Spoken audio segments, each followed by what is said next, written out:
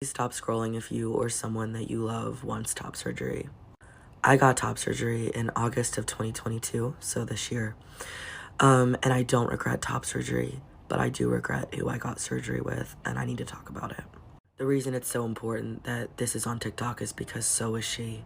She has a massive platform, and her name is Dr. Gallagher. 4 days after top surgery with Dr. Gallagher, my top surgery incision split open and started bleeding.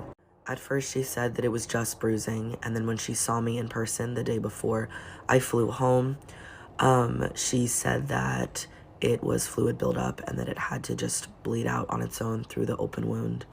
I flew back to Ohio, and the bleeding did not stop. I was waking up to blood all over my clothes and sheets every single day. I could barely move or leave the house. At one point, I did decide a couple weeks after surgery to go out with some friends. I was slow, I was careful, and about halfway through the night, a blood clot the size of a golf ball fell out of me. I was rushed to the emergency room. I was in tachycardia by the time I got there. They admitted me and paged their plastic surgery team. The resident there took a photo, and I sent that photo as well as the blood clot to Dr. Gallagher. She replied back and made a joke that I was menstruating and said I didn't need to go to the ER, even though I'd already gone. The next day I woke up and the hole in my incision had collapsed into a black hollow cavity.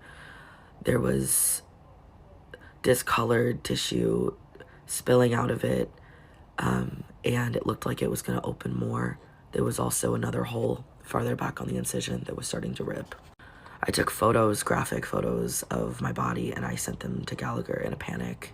At this point, I reached out to a local top surgeon and sent him my photos. He squeezed me in first thing the next morning, and when I saw him, he said that by sight alone, he could tell that it was severely infected.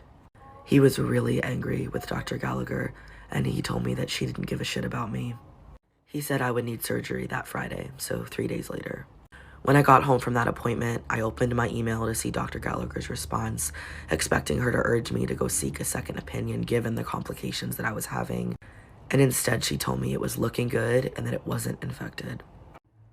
I was put under anesthesia for a second surgery on the 2nd of September, and they took out over half a foot of dead, rotten tissue from my left side of my body. The doctors told me that I could have gone septic and that this bacteria has a very high mortality rate. Gallagher had told me to do absolutely nothing about it. If I had listened to her, I would be dead. They gave me an extra large drain and I had to have it in for over 3 weeks. When I shared my story on Twitter, I got countless replies from people expressing that they had similar issues with Gallagher.